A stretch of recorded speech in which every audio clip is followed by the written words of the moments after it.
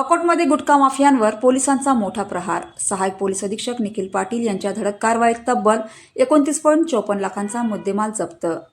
प्रतिबंधित गुटखा तस्करीविरोधात अकोट शहर पोलिसांनी मोठी धडक कारवाई करत 29,54,204 रुपयांचा मुद्देमाल जप्त केला आहे.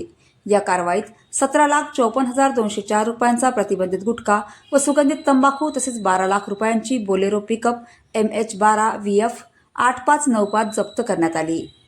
सहाय्यक पोलीस अधीक्षक निखिल पाटील यांना गुप्त बातमीदारामार्फत मिळालेल्या खात्रीलायक माहितीच्या आधारे दर्यापूर रोडवरील कोल्हे हॉस्पिटल परिसरात नाकाबंदी करण्यात आली.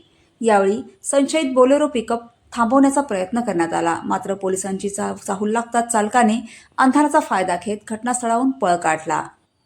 त्यानंतर वाहनाची पंचासमक्ष झडती घेतली असता त्यामध्ये वाह, विमल, पान पराग आणि पान बहार या ब्रँडचा मोठ्या प्रमाणात प्रतिबंधित पान मसाला व सुगंधित तंबाखू आढळून आला. पोलिसांनी संपूर्ण मुद्देमालासह वाहन जप्त करून अकोट शहर पोलीस ठाण्यात आणले. या प्रकरणी गुन्हा क्रमांक 634/2026 नोंदवण्यात आला असून भारतीय न्याय संहिता तसेच अन्न सुरक्षा व मानके अधिनियम 2006 अंतर्गत विविध कलमांनुसार गुन्हा दाखल करण्यात आला आहे. आरोपी ताब्यात असून पुढील तपास सुरू आहे. ही धडक कारवाई पोलीस अधीक्षक अर्चित चांडक, अप्पर पोलीस अधीक्षक V. चंद्रकांत रेड्डी आणि सहाय्यक पोलीस अधीक्षक निखिल पाटील यांच्या मार्गदर्शनाखाली पार पडली. उपविभागीय पोलीस अधिकारी कार्यालय अकोट येथील पोलीस उपनिरीक्षक श्यामकुमार बुंदेले यांच्यासह त्यांच्या पथकाने ही कारवाई यशस्वीरित्या पार पाडली. या कारवाईमुळे गुटखा तस्करांमध्ये खळबळ उडाली असून बेकायदेशीर धंद्यांवर पोलिसांनी वचक निर्माण केल्याची चर्चा सुरू आहे.